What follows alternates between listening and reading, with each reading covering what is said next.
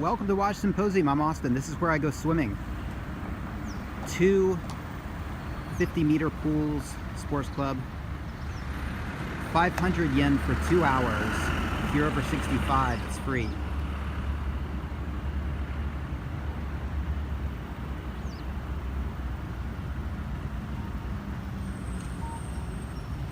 Taxis. A little shopping center over there.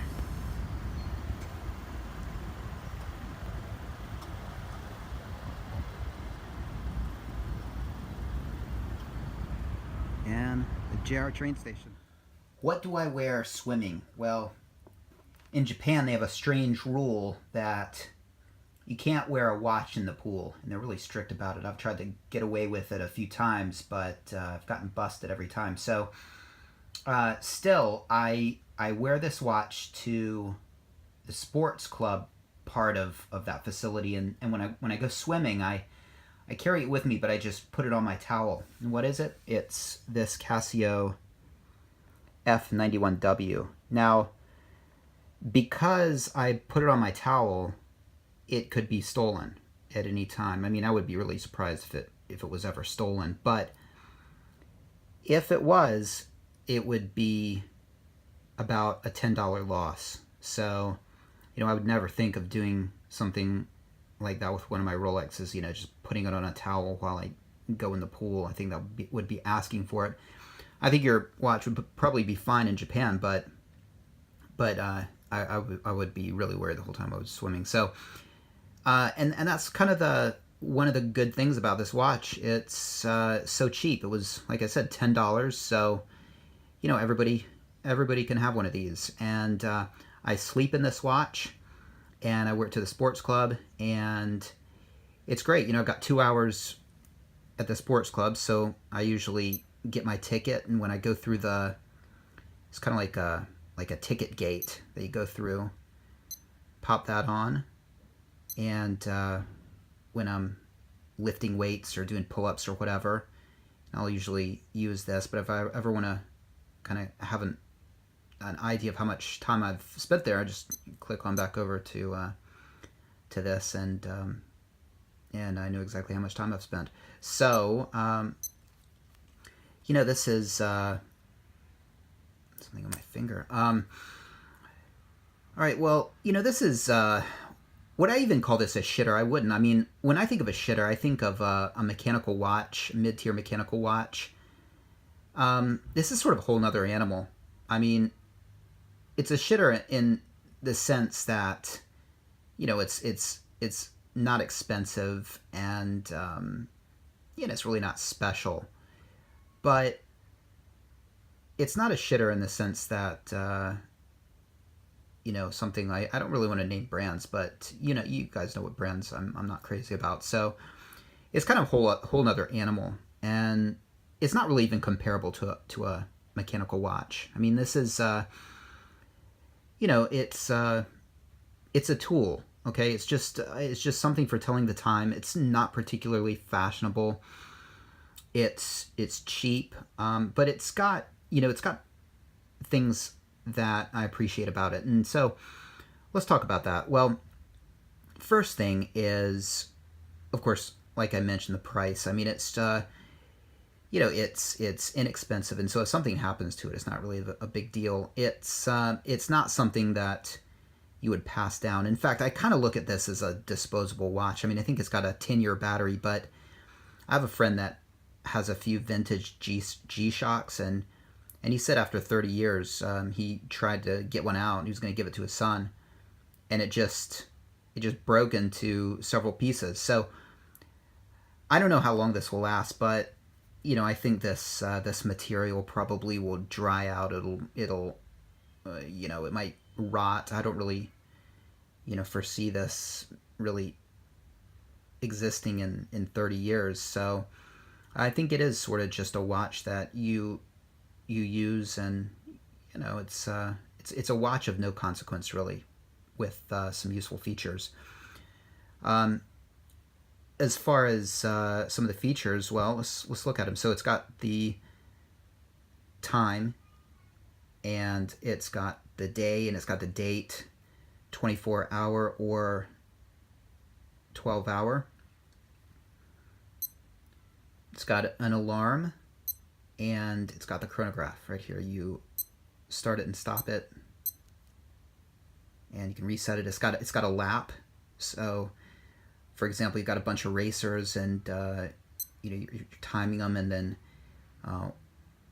one of them crosses the finish line, right? And so you make a note of the time, and then you press it back, and it keeps going. And another racer crosses the finish line, and you pause it, and you make a note of the time, and keep going. And so it's keeping track the entire time, but it allows you to pause it so you can check the exact time.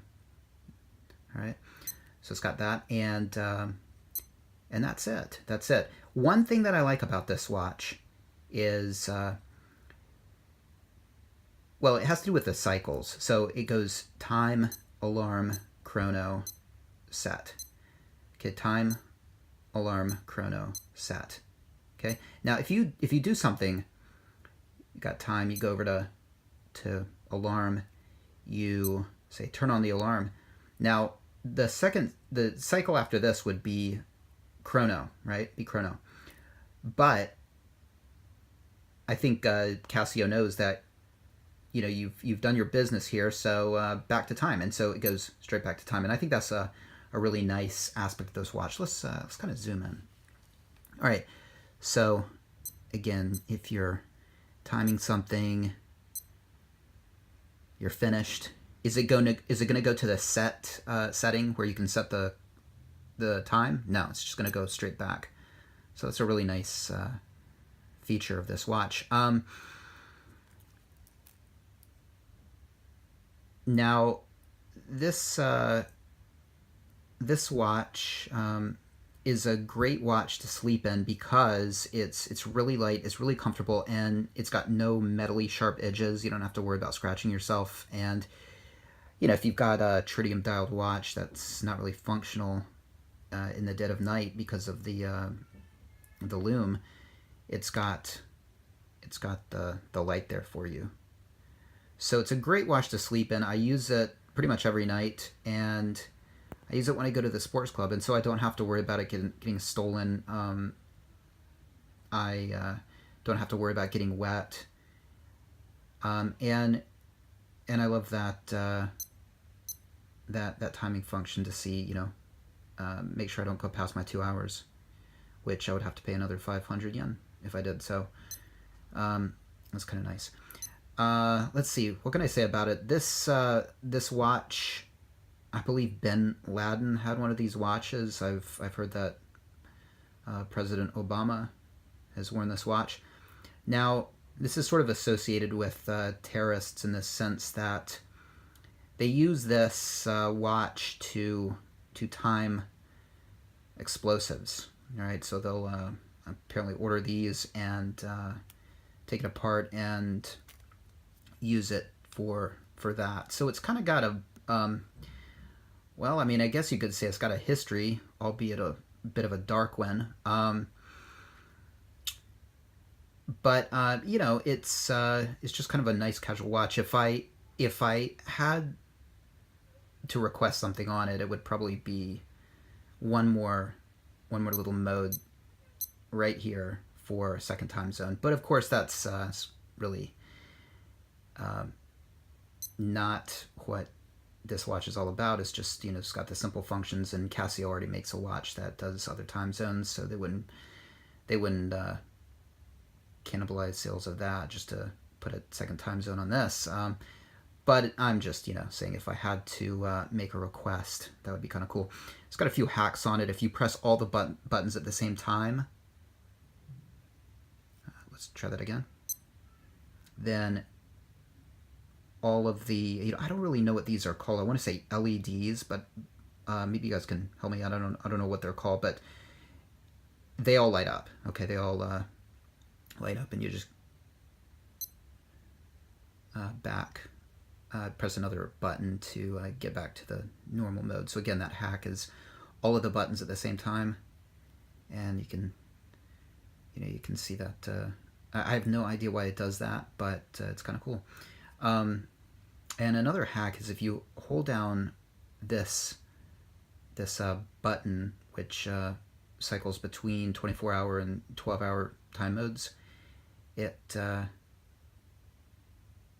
Casio. So that's kind of a cool hack. They made different colors of this watch. In fact, I wanted to get a pink one for my daughter, and if you go to the Casio website, they do have a pink one, but they must have stopped making it because I can't seem to find it. I can find it on, say, eBay for something like $30, but I don't think she's really ready to start telling the time. I was going to get it for her, but